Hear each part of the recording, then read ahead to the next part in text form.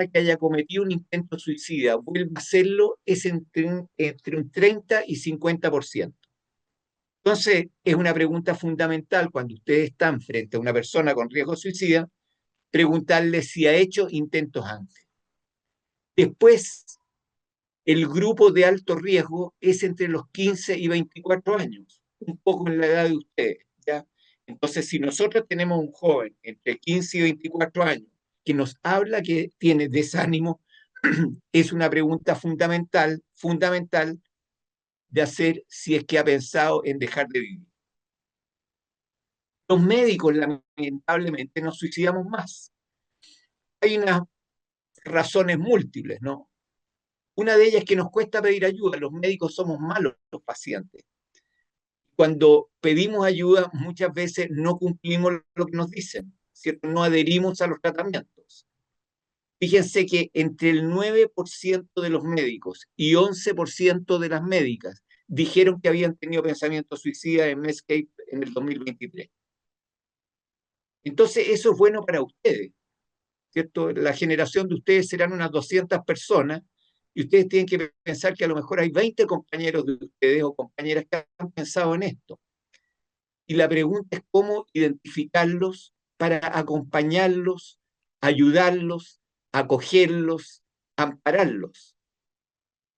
Eso es lo que habría que hacer con esos compañeros o esas compañeras, ayudarlos, estar cerca de ellos. Y 50% de los médicos que consultan y que luego se suicidaron tenían un diagnóstico de enfermedad psiquiátrica y no fueron hospitalizados. Ahora, dentro de los médicos, fíjense que el 53% de los médicos dijeron que sufrían de agotamiento. Entonces ustedes están en quinto, les quedan todavía 2 años y medio duros, yo sé que son duros, a mí me molestaba mucho cuando me decían, no, te queda lo menos. Yo no sabía que le quedan los internados todavía, que son muy duros algunos, ya. Psiquiatría no, tranquilos, ya. Y el 53% de los médicos dijeron que sufrían de agotamiento, de burnout. Entonces, ¿cómo ir aprendiendo a protegerse del burnout? Entonces, de lo que se trata cuando estamos con un paciente es ver si está o no dentro de lo que se llama el espectro suicidal.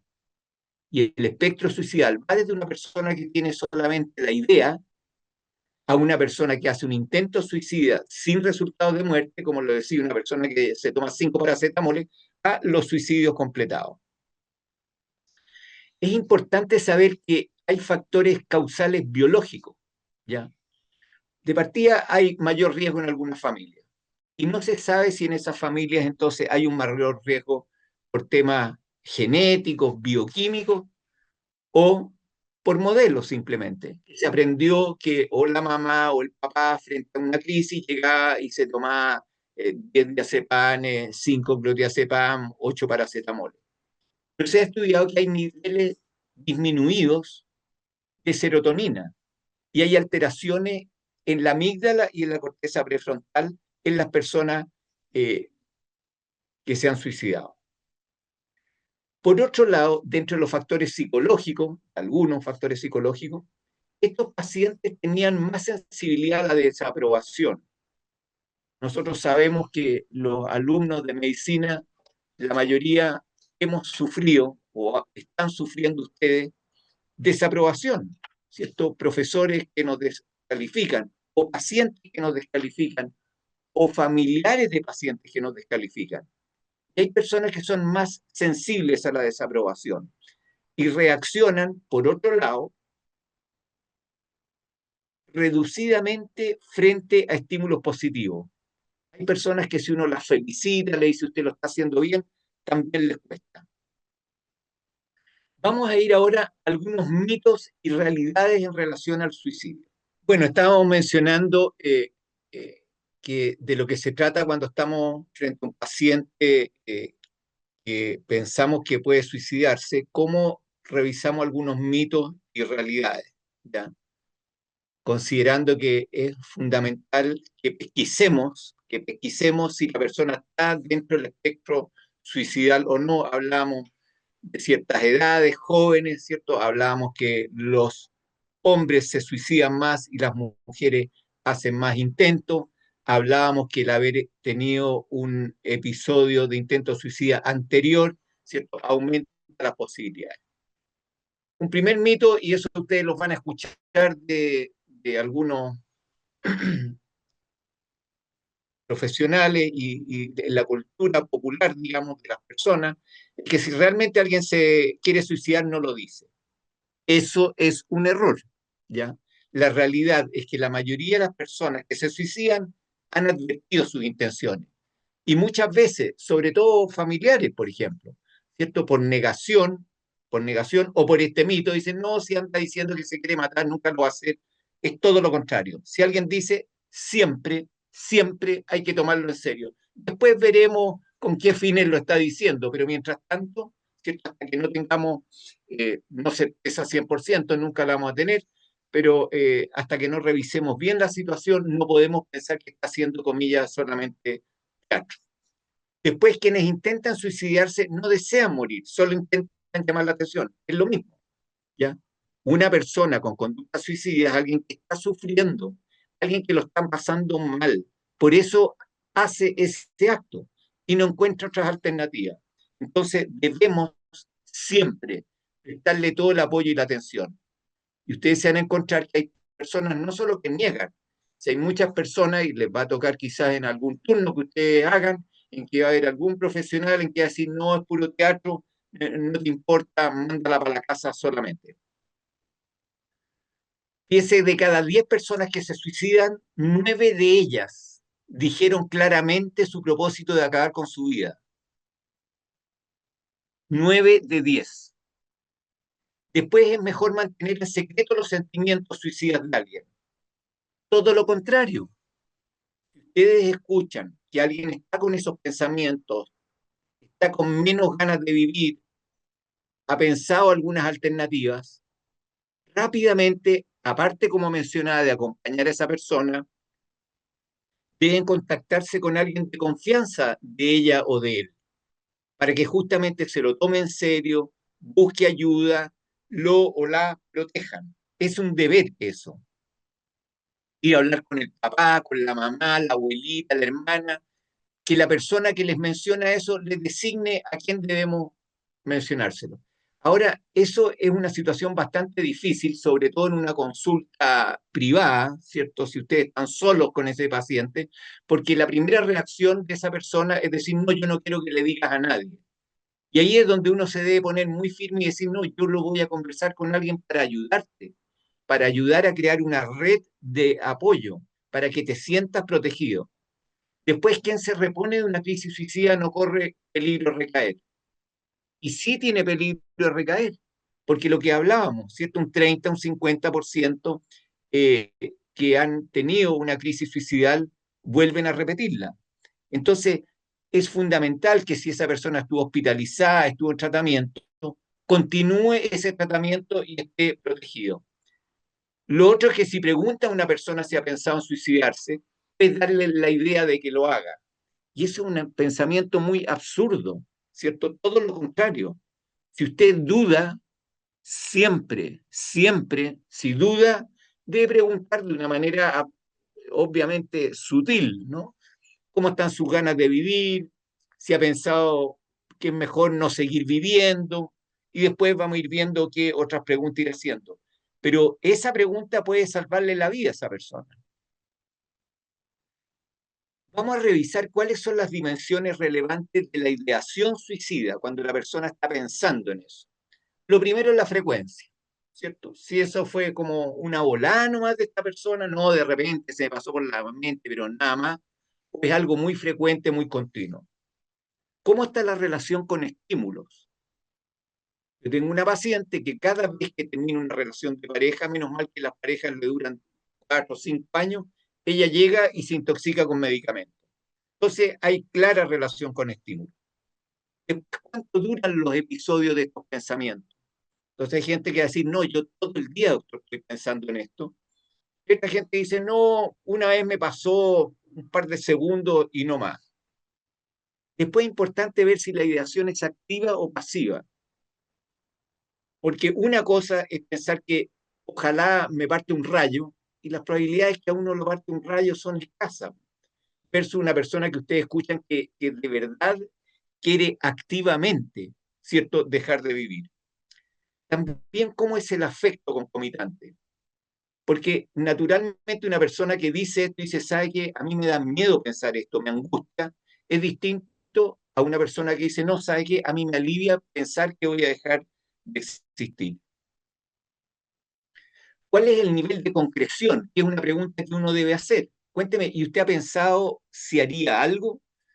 Y la persona dice, sí, yo he pensado, porque el fin de semana yo voy a ir a la casa de mi abuela que vive, tiene un parrón, y yo ya compré una soga, y ups, yo digo, esto es en serio, ya versus como hablábamos de la persona que dice, yo quiero que me parte un rayo.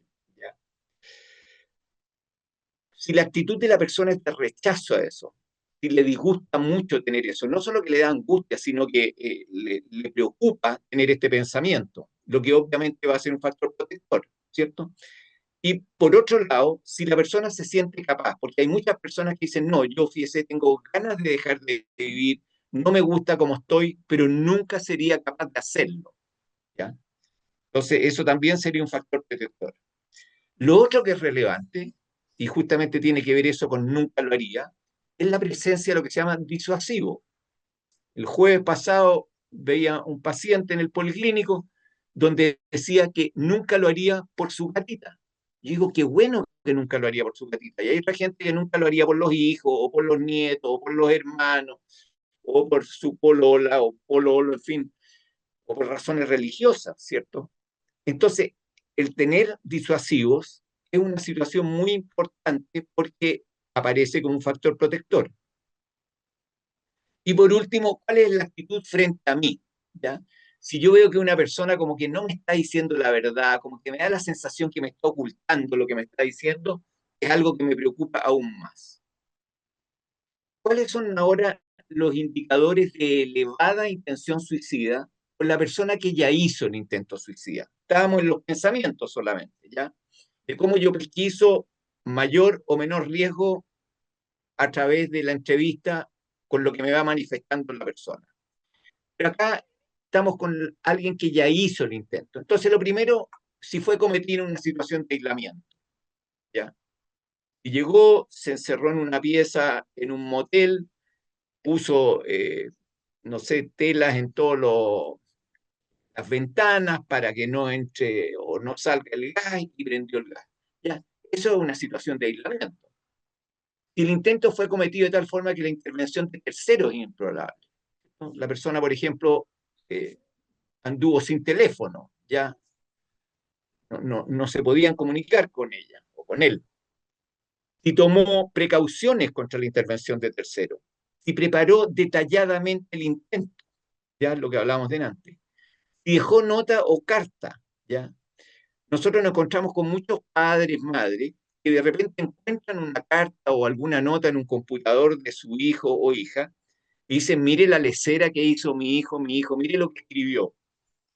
Entonces el otro día yo veía una persona que encontró algo de su hija que decía, Diosito, lo único que te pido es que me lleves, como una carta a Dios pidiendo que no quiere seguir viviendo. Entonces ahí no hay que minimizar, ¿ya? No hay que verlo como una tontera, una lecera el encontrar esa carta, sino como algo muy serio y sumamente grave que tiene que llevar rápidamente a consultar a esa persona. Si mantuvo su intención en secreto, si existió premeditación y si tomó alcohol u otras drogas para facilitar la ejecución del intento. Entonces, todo esto nos da una idea si esto fue algo impulsivo, que tiene que ver más bien con un trastorno de personalidad, o tiene que ver con una situación grave de una persona que tenía tomada una decisión profunda de dejar de vivir. Como hablamos, ser joven, de sexo femenino, comenzar consumo de alcohol u otras drogas a edades tempranas aumentan el riesgo de un suicida. Tener personalidad antisocial, ya limítrofe, con un alto grado de impulsividad, que es lo que más nos preocupa, porque hay muchas personas que hacen estos intentos impulsivamente. Tener depresiones no tratadas, no compensadas, ¿ya? Lo mismo trastornos de ansiedad. Tener familiares con intentos suicidas previos. Ahora hay que tener cuidado, ¿ah? Cuando yo estoy mencionando este listado, no se trata de tomar uno, yo soy ansioso, entonces tengo mayor riesgo, sino que aquí se dan una serie de síntomas o signos, ya, o temas biográficos o temas sociales que hacen que una persona tome una determinación de este tipo. Vemos que hay factores causales psicosociales, como mencionaba, influencias globales, ¿ya? Por ejemplo, terremotos, la pandemia, el estado civil, el estar mal divorciado, no solo estar divorciado, sino que estar mal divorciado, ¿ya? La orientación sexual, ser homosexual egodistónico, ¿cierto? Una persona que aún no ha asumido, no ha aceptado bien su orientación sexual. Ahora repito, no se trata solamente de ser una persona que no ha asumido su orientación sexual, ¿ya? Sino que eso va asociado a muchas otras características o condiciones que hagan que esta persona sienta que se le hace insoportable la vida. El tener un estado de cesantía, ¿ya? Una cesantía mal llevada, volvemos a lo mismo. Hay gente que está cesante, y está activamente buscando trabajo, la familia ha enfocado bien su cesantía, entonces ha visto incluso en la cesantía una oportunidad de acceder a un trabajo mejor, mientras que hay otra persona que junto con la cesantía, ¿cierto? Comienzan, aparte de un trastorno adaptativo con ánimo depresivo o ansioso, llegan a un estado de depresión profunda. El no tener una religión o en general un sentido de trascendencia en la vida también es un factor protector, ¿cierto? El tenerla. No se sabe por qué. Hay algunas razas o etnias, por ejemplo, en algunas zonas de Hungría, que tienen más probabilidad de hacer suicidio. Y por último, y que es muy grave también, el suicidio por imitación, y ustedes van a ver que cada cierto tiempo hay grupos, el último fue, me acuerdo, por el Valle del Elqui o por ahí, por esa zona en el norte, en que un grupo de adolescentes de un colegio tuvieron la mala idea de decir, oye, empecemos a suicidarnos eh, en grupo, ¿ya? Doctores y doctoras, el 91% de los suicidas expresan gran desesperanza. Por lo tanto, desesperanza con negrita, letra 40, ese síntoma que le exprese el paciente que tiene al frente, ¿cierto? Que no tiene ninguna esperanza, desesperanza, muestra que es una alta probabilidad que esta persona esté en el espectro, dentro del espectro con mayor riesgo suicida. Las personalidades, como decía, básicamente las personalidades inestables, impulsivas, eventos vitales, ¿ya? Que también conversábamos, algunas personas, ¿cierto?, que no tienen las herramientas, los recursos para enfrentar las crisis y que llevan a tener este tipo de actos. Y como mencionaba, el 30-50% lo reitera, sobre todo dentro del año siguiente.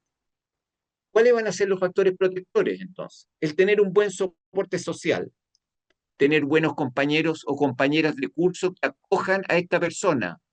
Ustedes tienen una oportunidad. Como mencionaba, más o menos el 10% de los médicos han tenido ideación suicida.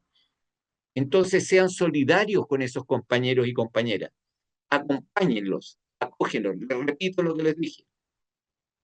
Tener un buen matrimonio con hijos, ser religiosos o cualquier concepto de vida trascendente, activo, tener ausencia de depresión o abuso de sustancias, tener rápido acceso a salud mental, que como sabemos en nuestro país no es fácil, ¿ya?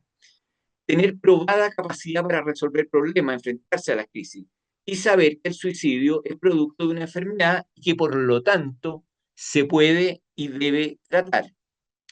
Hay una teoría de los 3 pasos del suicidio, en que lo primero que se dice que la ideación suicida es causada por la combinación de un dolor insoportable, ya no aguanto más cómo está la vida, sumado, como mencionaba, a desesperanza. 2, la ideación suicida es fuerte cuando mi dolor excede, miren qué interesante y qué penoso esto, excede la conexión mía con mis personas valiosas, o comunidades o fuentes de propósito significado. O sea, si yo dejo de existir, ya a mis amigas no les importo, a mis hermanos no les importo, a los padres no les importo, etcétera. Entonces es muy tremendo eso porque muestra justamente que ahí hay algo que debe tratarse, ¿no? De por qué yo llegué a sentir que yo no valgo para nadie, ya que nadie va a lamentar mi ausencia. Y por último, que la transición de una fuerte ideación al acto está mediada por la disponibilidad, ya sea una disponibilidad de pistola o disponibilidad en fin, de dosis de fármacos que yo creo que puedo usar. Entonces se juntan, por un lado, el dolor, como decía, por otro lado, la desesperanza, por otro lado, la desconexión con el medio en que yo estoy y sentirme capaz de suicidarme. Entonces, en la crisis suicidal, yo siento que no puedo escapar, que esto es interminable, ya no se me va a terminar nunca esto. Ahí entra lo fundamental y útil, que es un tratamiento, y yo no tolero esto. Entonces, la evaluación clínica consiste en cómo yo detecto que la persona está en la zona del suicidio. Y ahí yo tengo que decidir básicamente si es ambulatorio u hospitalizo. Entonces, yo debo considerar los riesgos inmediatos y a largo plazo. Y en casos agudos, hospitalizar. Ustedes saben que en medicina no hay siempre y nunca, por lo tanto sería un error pensar que siempre hay que hospitalizar. Pero en la duda, yo tengo que hospitalizar. Y para eso necesito el apoyo de los familiares y amistades, porque muchas veces yo propongo hospitalizar y el familiar me va a decir, no, yo no quiero hospitalizar. Y ahí entonces donde yo tengo que decirle al familiar, cuénteme, ¿usted está dispuesto a cuidarla o a cuidarlo 24 horas al día? No 23 horas y media, sino que 24 horas. Y hay personas que van a decir que sí, y entonces no es necesario hospitalizar. Hay otras personas que van a decir no estoy dispuesto y ahí voy a tener que hospitalizar. A veces entonces también es importante recetar antidepresivo, ¿cierto? Y el medicamento antisuicidal por excelencia es el litio, ¿ya? Pero eso ya es de la especialidad. Entonces, como le digo, ¿hay que hospitalizar siempre? No, porque en medicina no existe el siempre. Ante la duda, indico la hospitalización. Entonces, el manejo clínico es evaluar, ver si hay patología psiquiátrica o no, si hay patología médica, obviamente, cómo es el contexto social para ver cuánto apoyo pueden tener estos pacientes, revisar duelos antiguos o recientes, ver los antecedentes familiares y ahí entonces revisar la necesidad o no de hospitalizar. Ante estos pacientes, nosotros tenemos que tener estrategias de seguridad. Lo primero es que el paciente o la paciente aprenda a detectar las señales de advertencia. ¿Qué me indica a mí que estoy empezando a sentir en riesgo? Si me aíslo, dejo contestar los mensajes, empiezo a pensar que soy una carga, lo que hablamos, la desconexión con el miedo, con el medio, si siento desesperanza, si tengo pensamientos de querer morir. Y en esa fase, obviamente, la persona debiera rápidamente consultar. Después, si la persona dispone dentro del tratamiento de estrategias para sentirse mejor por su cuenta, salir a caminar, escuchar música, escribir lo que siente, técnica de relajación, ver una serie o película reconfortante. Después, disponer de contactos de apoyo. Y ahí entonces es deber de ustedes el ayudar a la persona a hacer un listado concreto de contacto de apoyo. No si yo tendría un amigo a quien llamar. Pero dígame, ¿cuáles son los 3 nombres que usted me daría? No, es que no tengo 3. Pero tiene uno, sí. Mi compañera de curso, mi compañero de curso que soy más amigo. Ah, perfecto. ¿Y algún familiar? No, con mis papás no me llevo bien, o no tengo, se fue a la casa. Pero fíjese, tengo un primo en que yo sé que si yo lo llamo, me acogería. Ah, qué bueno. Entonces ya tiene 2 personas a las cuales usted puede llamar en esas condiciones. Y también, obviamente, los contactos de apoyo, el profesional de salud suyo, su psicólogo, su psiquiatra, a quien usted puede llamar en caso de emergencia. Después, cómo estar en un entorno seguro.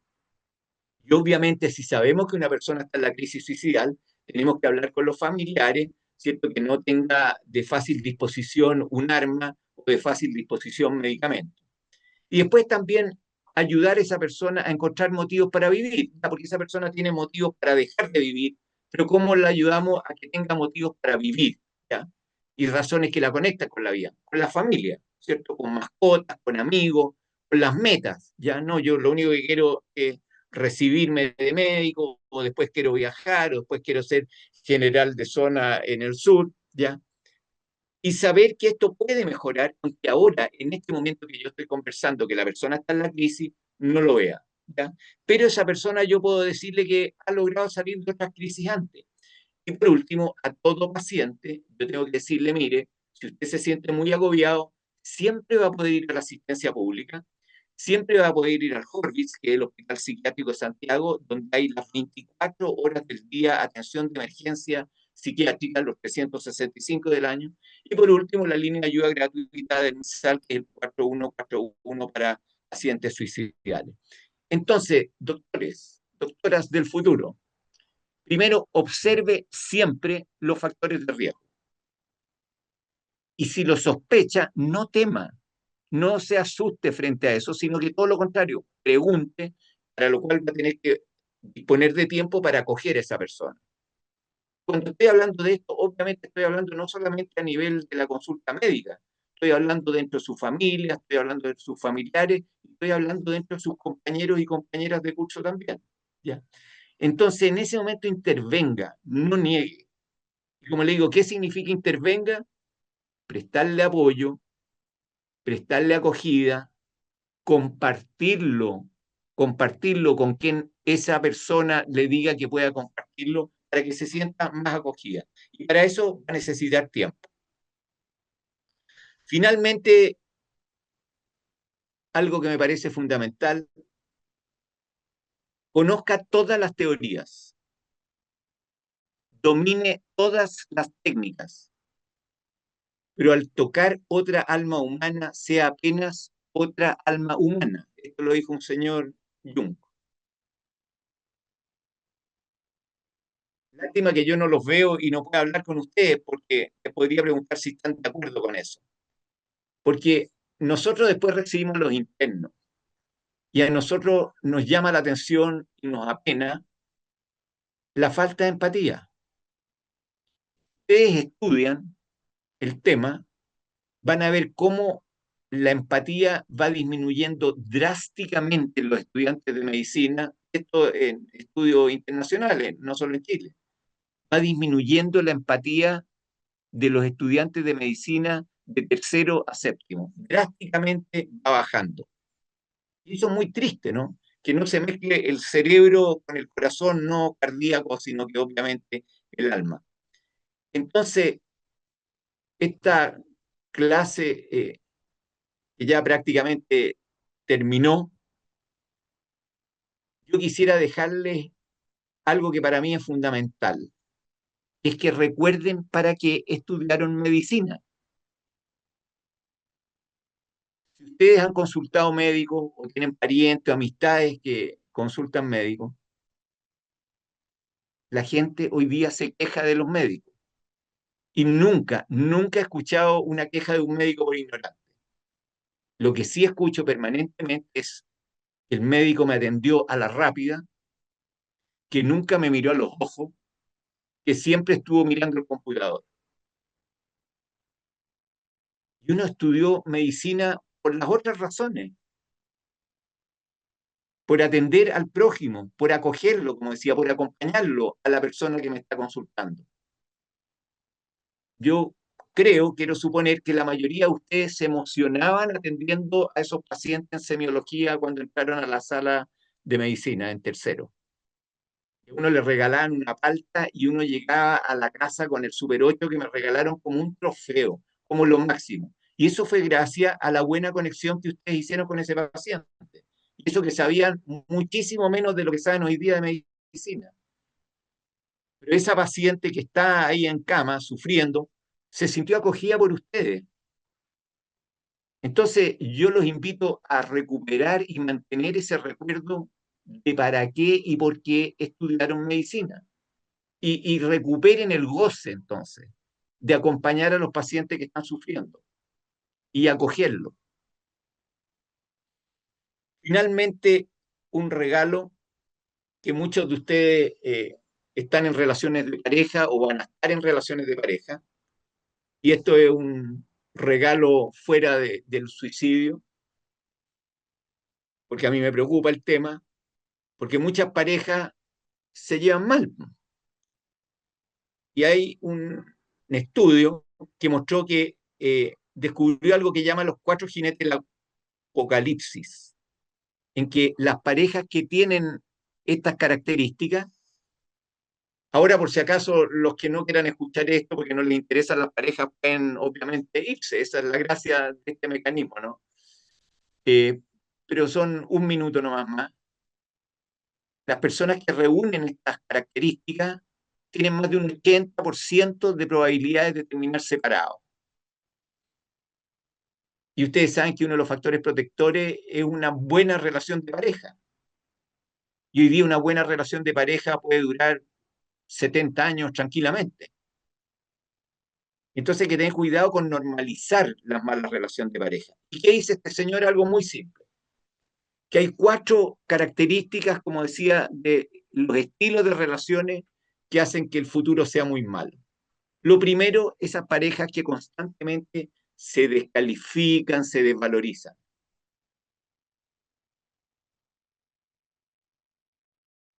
Lo que pasa es que tú siempre eres irresponsable, ¿ya? Yo te pedí que me trajera, no sé, las publicaciones que quedaste de traerme impresas y no me las trajiste. Ya una desvalorización. Después vienen ya los desprecios fuertes, ¿ya?